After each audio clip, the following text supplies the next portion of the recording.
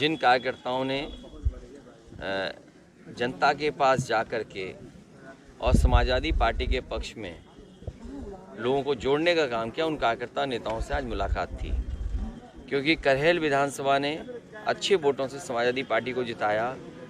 जसवंत नगर के बाद अगर किसी विधानसभा ने सबसे अच्छे वोट देकर के जिताया तो वो है करहेल विधानसभा। और केवल अभी लोकसभा में नहीं, इससे पहले भी जब चुनाव था उस समय भी आम चुनाव में बड़े बड़े नेता भारतीय जनता पार्टी के आए थे और बड़ी बड़ी बातें करके गए थे। उसके बाद भी जनता ने समाजवादी पार्टी की मदद की। भारतीय जनता पार्टी बात करने में तो है बहुत आगे, इनकी बड़ी बड़ी बातें हैं, लेकिन जब सच्चाई ज़मीन पर देखते हैं तो शून्य दिखाई देता है। जो घोषणा भारतीय जनता पार्टी ने की, आज भारतीय जनता पार्टी को आकलन करना चाहिए कि दिल्ली और लखनऊ की सरकार ने क्या उन वादों को पूरा किया है। आज महंगाई चरम सीमा पर है, बेरोजगारी चरम सीमा पर है और हालात ऐसे पैदा कर दें कि न्याय नहीं मिल सकता। इस सरकार में अब न्याय की उम्मीद मत करिए। अधिकारी और कई ऐसे लोग हैं जो कुर्सियों पर बैठे हैं, वो भारतीय जनता पार्टी के कार्यकर्ता या पदाधिकारी बनकर के फैसला ले रहे हैं। अगर अधिकारी भारतीय जनता पार्टी के नेता बनकर के काम करेंगे तो न्याय कौन देगा? इस सरकार में जनता को न्याय नहीं मिलने वाला। हाल में ही आपने कानपुर की कस्टोडियल डेथ देखी, किस तरीके से पुलिस ने और वहाँ के लोगों का दबाव रहा होगा भारतीय जनता पार्टी के, किस तरीके से थाने में मारपीट हुई और बाद में उसकी जान चली गई। इसी तरह घटना कन्नौज में हुई है। कन्नौज में जो घटना हुई है उसका अगर दोषी कोई है तो वहाँ का विधायक, जो महिला विधायक हैं वो, और जिलाधिकारी। कार्यकर्ताओं को टारगेट किया जा रहा है पार्टी, क्या कहना है? ये भारतीय जनता पार्टी, मैंने इसीलिए कहा कि इस सरकार में जहाँ महंगाई चरम सीमा पर है, बेरोजगारी चरम सीमा पर है, वहीं न्याय की उम्मीद अब सरकार से नहीं कर सकते आप। मुझे तो नहीं लगता है कि वो शूद्र हैं। वो पहले इंसान हैं, वो संविधान को नहीं मानते। बाबा साहब डॉक्टर अम्बेडकर की विधायक बनने के बाद शपथ लिया कि संविधान के दायरे में हम प्रदेश की सुरक्षा करेंगे।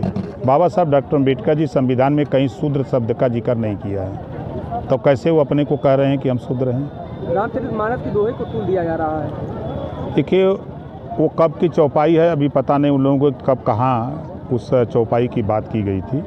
जब ये सत्ता में लोग रहते हैं तब ये लोग अपने को न शूद्र बताते हैं, न ये उस चौपाई को पढ़ते हैं। सत्ता से बाहर आकर के फिर अनर्गल बयानबाजी करते हैं। अब इस इलाके की समस्या है जो आवारा पशुओं का, छुट्टा पशुओं का है। एक ये समस्या है, घरेलू बिजली का बिल माफ़ी का सवाल है, एक समान अनिवार्य फ्री शिक्षा का सवाल है, गरीबों का इलाज फ्री का सवाल है। ये तमाम चीज़ों को लेकर के सदन में लड़ाई होगी। आरक्षण पर सुप्रीम कोर्ट, हाई कोर्ट ने कहा है कि ओबीसी आरक्षण खत्म किया जाएगा। बहुत ही दुर्भाग्य है कि हमारा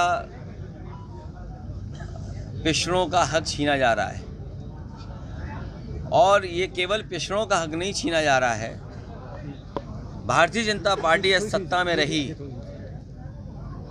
तो जो बाबा साहब भीमराव अम्बेडकर जी ने अधिकार दिए हैं, उन अधिकारों को धीरे धीरे छीन लिया जाएगा।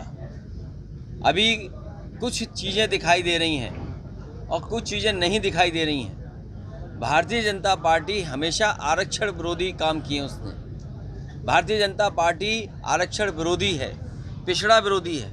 प्रभु कृष्ण की उन्मुक्ता मिले और प्रभु शिव की व्यापकता मिले, तब जाके समाज जो है, मैं ऐसी प्रार्थना करता हूँ ईश्वर से कि ये सब हमको मिले। तो ये लोग ईश्वर को मानने वाले लोग हैं, और हम अगर बिना कुछ जाने, बिना कुछ समझे किसी चौपाई पे या रामचरितमानस पे टिप्पणी कर रहे हैं तो ये अमर्यादित स्थिति पैदा कर रहे हैं। और अगर हम जनप्रतिनिधि हैं तो मुझे इस बात का भी ध्यान रखना चाहिए कि हम जनसेवा की बात करते हैं तो उस जनसेवा में हमारी की गई टिप्पणी से कितने लोगों के मन को ठेस पहुंच रही है, कितने लोगों की भावनाएं आहत हो रही हैं, भावनाओं पे कुठाराघात हो रहा है। हम नेताओं को इस बात का भी ध्यान रखना चाहिए। राम और कृष्ण की धरती पर भी शराब बंद होना चाहिए। योगी बाबा आपको महात्मा आदमी हो, आपको पीते नहीं हो भाई, है ना? तो क्यों दूसरे को पिलाते हो भाई? बंद कराओ इसको। बोलो बंद होना चाहिए कि नहीं बंद होना चाहिए? कि आप लोग यहाँ हाथ उठाओ तो लखनऊ दिल्ली लोग पिया था यार, ये नेता काहे बदे शराब बंद करावत? अरे बगलिया में कैसे बंद थी, बिहार में कैसे बंद हो गई? अगर वहां बंद हो सकला तो यूपी में भी शराब बंद हुए के चाहिए। ये बात का लड़ाई 20 तारीख से सदन चलत एदवा पर इस सदन में यह तू लड़क। अब पूछब कि बाबा बोला जब तू ना पियत हुआ भाई नहीं काहे गरीबन के पियावत हुआ मर्दे बन का।